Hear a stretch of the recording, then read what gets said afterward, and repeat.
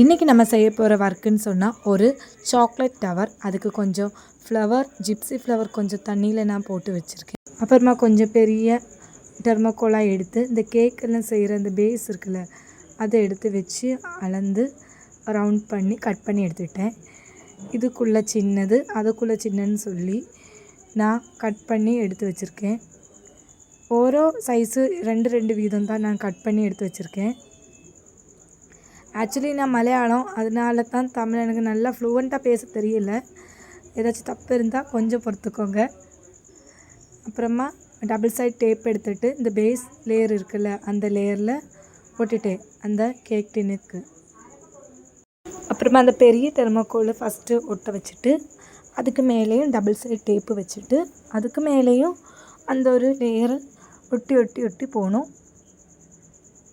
எங்கள் அப்பா தமிழ், அதனால் எனக்கு தமிழ் நல்லா பேச தெரியும்.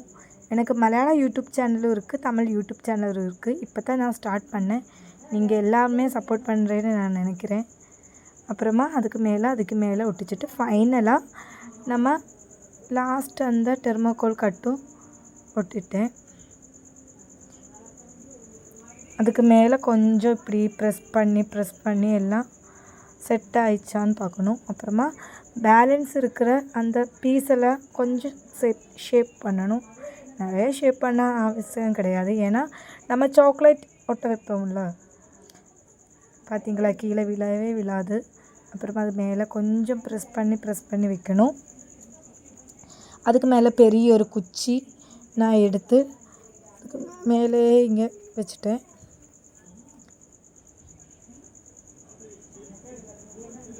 பேலன்ஸ் குச்சி இருந்தால் ஒடிச்சு போடலாம்.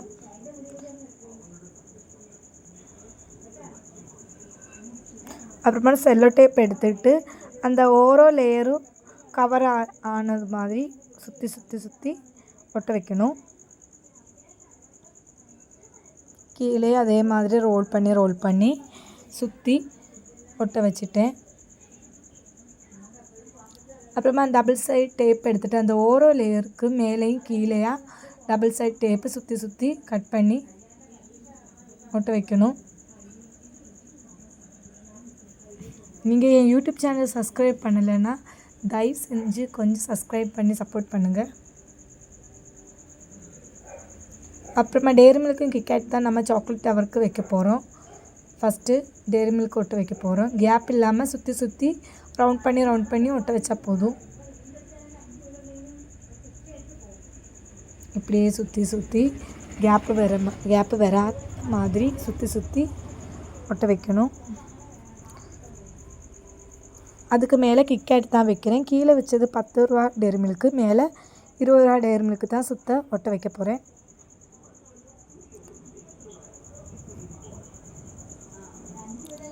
கொஞ்சம் கேப் இருந்துச்சுன்னா நமக்கு அது இப்படி செட் பண்ணி இலக்கி இப்படி செட் பண்ணி கேப்பு வராத மாதிரி கவர் பண்ணி வைக்கணும்.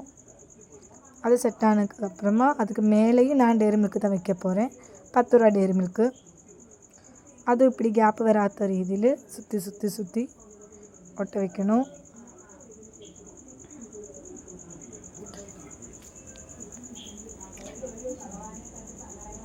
இந்த ஓரோ லேயருக்கு கீழேயும் கொஞ்சம் ஒயிட்டு கேப்பு போட்டிருக்கேன். அதுலேயும் டபுள் சைடு டேப்பு ஒட்ட வைக்கணும்.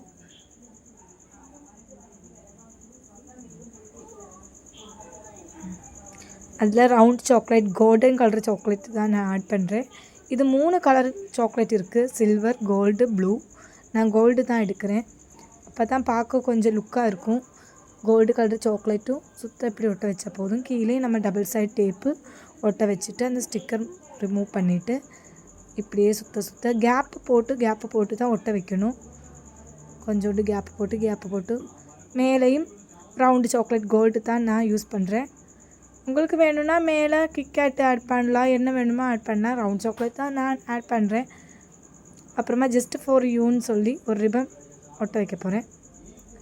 ஒரு டபுள் சைட் டேப்பு வச்சுட்டு சுற்றி அது மேலே இதை இப்போ கீழே காட்டுற மாதிரி 3 லேயர்லேயும் நான் சுற்றி ஒட்ட வச்சுட்டேன்.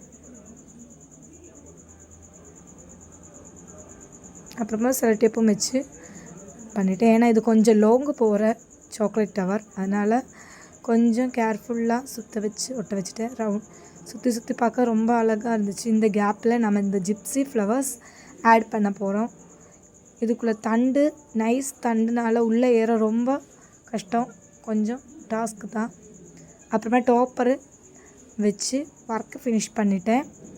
பார்க்கவே சூப்பராக இருந்துச்சு. அந்த கோல்டன் கலர் டாப்பரும் வச்சப்போ நல்லா அழகாக இருந்துச்சு. இந்த ஒர்க்கு பிடிச்சிச்சின்னா இந்த வீடியோக்கு லைக் பண்ணுங்கள்.